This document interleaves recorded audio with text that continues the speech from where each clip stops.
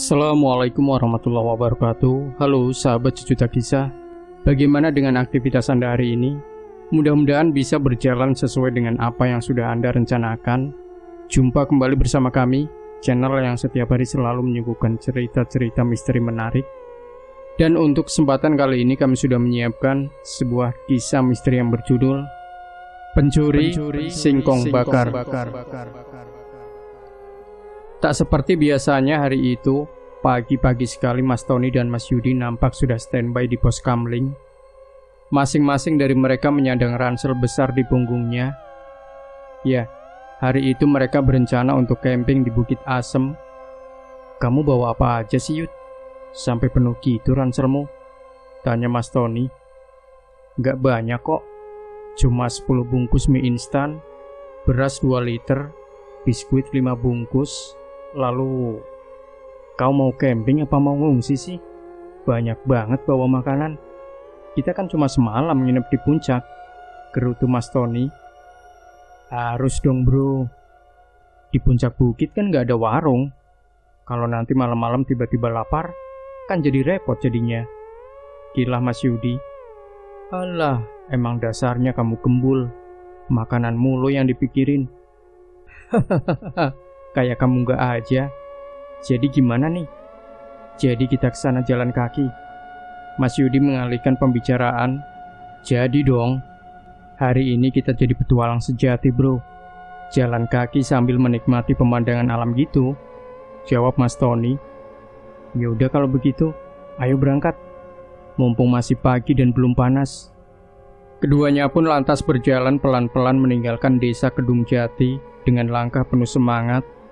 Ini bukan pertama kalinya mereka pergi ke Bukit Asem, tapi ini pertama kalinya mereka berencana untuk menginap di puncak. Biasanya kalau ke bukit itu mereka cuma berangkat pagi dan pulang pada sore harinya. Tak heran kalau semangat mereka hari itu terlihat agak berlebihan. Desa demi desa telah mereka lalui, sungai demi sungai mereka seberangi. Area persawahan dan hamparan ladang yang menghijau menjadi pemandangan yang memanjakan mata di sepanjang perjalanan mereka. Hingga setelah hampir 3 jam mereka berjalan, tibalah mereka di hamparan ladang singkong di kaki bukit itu. Keduanya beristirahat sejenak untuk sekedar melepas lelah dan mengumpulkan tenaga sebelum menanjak ke puncak. Bukit Asem memang bukanlah bukit yang biasa didaki, jadi tak ada jalur yang resmi untuk menuju ke puncak. Jadi bisa dibayangkan betapa susahnya jalan untuk mendaki ke puncak, meski bukit itu sebenarnya tak terlalu tinggi. Melihat suburnya tanaman singkong di ladang itu, timbul niat iseng Mas Yudi. Tanpa merasa berdosa, pemuda itu mencabut beberapa batang singkong dan memasukkan umbi-umbinya ke dalam ransel. "Edan kamu Yud, sempet-sempetnya nyolong singkong. Padahal ranselmu sudah penuh makanan gitu," ujar Mas Tony. "Hahaha, tidak apa-apalah, cuma singkong ini. Lagian kan seru, nanti di puncak malam-malam bakar singkong sambil gitaran," gelak Mas Yudi sambil membereskan ranselnya. "Kita jalan lagi yuk, keburu kesorean nanti sampai di puncak." Keduanya pun segera berjalan kembali mendaki bukit kecil itu. Bukit padas dengan lereng yang terjal itu bukan masalah buat mereka berdua. Hingga sebelum tengah hari, mereka pun telah sampai di puncak. Keduanya lalu sibuk mendirikan tenda dan menyiapkan makan siang. Dilanjutkan dengan menjelajah hutan pinus dan kayu putih yang mengampar luas di punggung bukit itu. Hingga tanpa sadar, sore pun menjelang dan siang berganti malam. Udara dingin mulai menyapa keduanya. Api unggun segera dinyalakan. Sambil menjerang air untuk menyeduh kopi dan memasak mie instan, Mas Yudi mulai memetik gitarnya sambil bernyanyi tak jelas. "Yud, singkongmu tadi mana?" seru Mas Tony. "Oh iya, lupa, masih di ransel. Sebentar, aku ambil dulu." Mas Yudi meletakkan gitarnya lalu masuk ke dalam tenda. Tak lama pemuda itu kembali keluar sambil membawa 7 buah ubi singkong yang lumayan besar-besar. "Nih."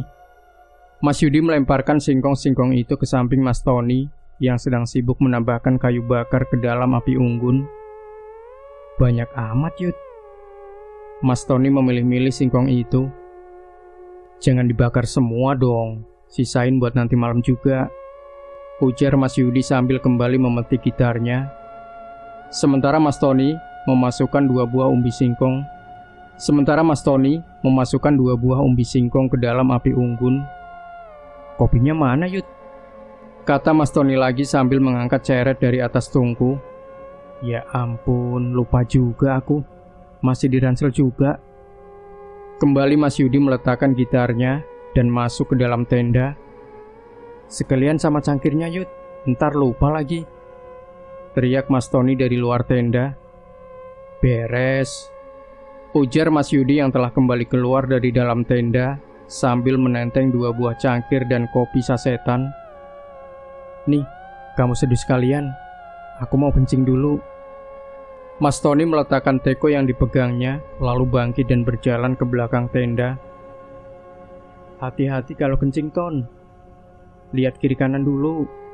Siapa tahu ada kuntilanak lagi ngintip, teriak Mas Yudi sambil menuang air panas ke dalam cangkir. Cangkemmu, terdengar Mas Tony menyahut dari arah belakang tenda. Mas Yudi tertawa ngakak, lalu segera meniup-niup kopi dalam cangkir yang masih mengepulkan asap dan menyeruputnya dengan sangat nikmat. Mantap, ujar Mas Yudi sambil meraba-raba kantongnya. Loh, rokokku? Asem Ki, ketinggalan di ransel lagi. Sambil menggerutu, Mas Yudi terpaksa harus kembali ke dalam tenda untuk mengambil rokoknya. Di mana sih? Masih terdengar Mas Yudi menggumam sambil mengacak-acak isi ranselnya. Nah, ketemu juga akhirnya. Woi, jangan iseng deh, Ton. Mas Yudi sampai terjingkat kaget saat benda yang terbuat dari terpal itu tiba-tiba bergoyang-goyang. Pikirnya pasti Mas Tony yang sedang mengisenginya. Ton, teriak Mas Yudi lagi saat tak mendapat jawaban dari Mas Tony. Awas kamu kalau macem-macem. Mas Yudi segera keluar dari tenda. Ton, kamu ngapain nih? Mas Yudi tertegun saat mendapati Mas Tony sedang berdiri di samping tenda menghadap ke arah semak-semak. Kayaknya ada orang deh, Yud, kata Mas Tony pelan sambil menyibak-nyibak rumpun semak-semak. Alah, gak mempan kalau kamu mau ngerjain aku. Orang mana yang keluyuran malam-malam begini di atas bukit?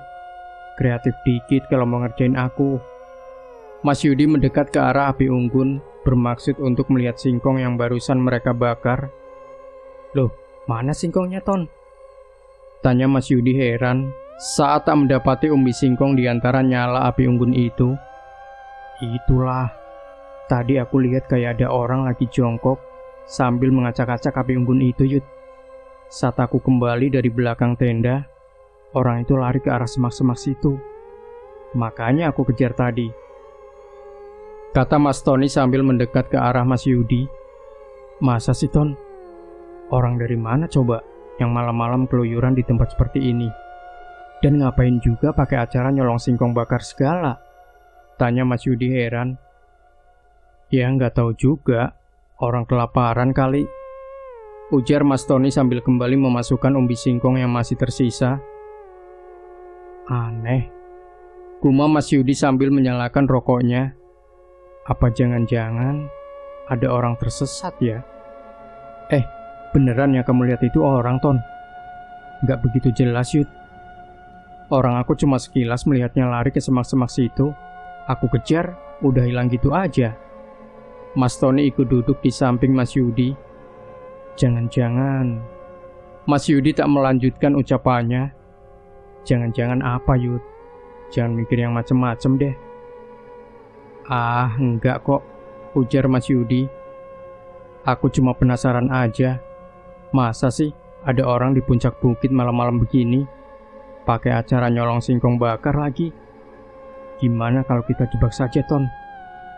Dijebak gimana maksudmu? Tanya Mas Tony. Kita pura-pura masuk ke tenda saja, lalu kita intip. Siapa tahu tuh orang balik lagi, bisik Mas Yudi. Ide bagus, Yud. Ya udah, ayo kita pura-pura masuk ke tenda. Mas Tony ikut berbisik. Keduanya pun segera masuk ke dalam tenda lalu mengintai dari dalam. "Gak ada apa-apa, Yud," bisik Mas Tony. "Kita tunggu saja. Siapa tahu. Lihat itu." Kedua pemuda itu lalu terdiam sambil menajamkan penglihatan mereka. Entah dari mana datangnya. Tiba-tiba di dekat api unggun sudah nampak sosok bayangan hitam yang duduk membelakangi mereka sambil mengacak-acak bara api unggun. "Sialan. Kita sergap saja, Yud. Ayo." "Woi, maling!"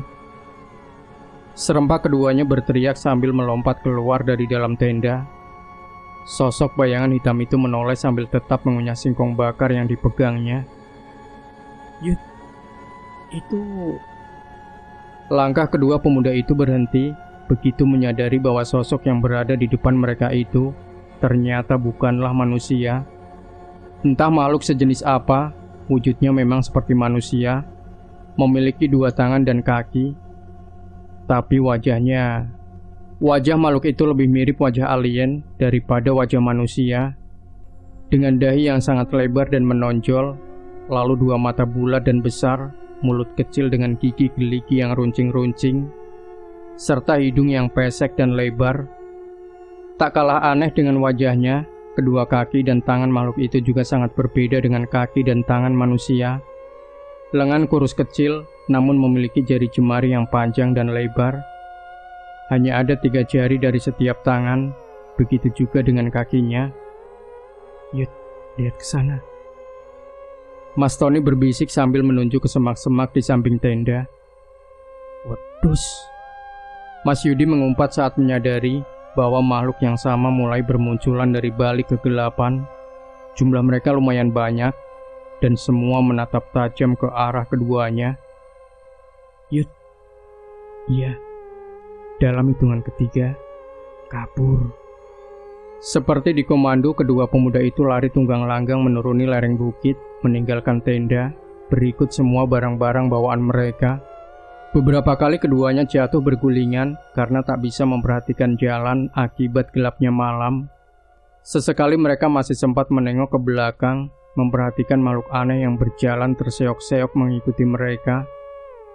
Keesokan harinya, kedua pemuda itu diketemukan pingsan di tengah-tengah ladang singkong oleh beberapa orang petani yang hendak pergi ke ladang.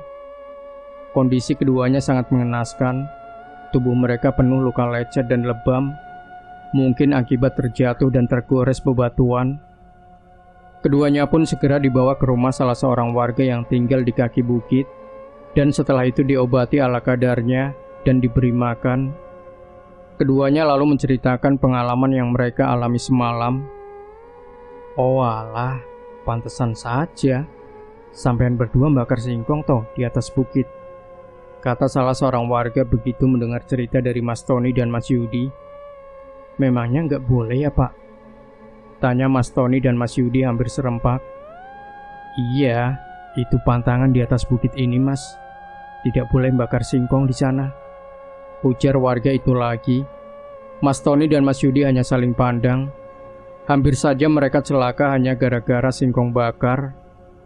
Akhirnya dengan dibantu warga, keduanya kembali ke atas bukit untuk mengambil barang-barang mereka, lalu pulang kembali ke Kedung Jati dengan membawa pengalaman yang mungkin tak akan pernah mereka lupakan seumur hidup mereka. Demikian sahabat Sejuta Kisah. Jangan lupa berikan komentar Anda, like, share video ini, subscribe channel Sejuta Kisah, dan kembali nantikan cerita-cerita misteri terbaru dari kami. Wassalamualaikum warahmatullahi wabarakatuh.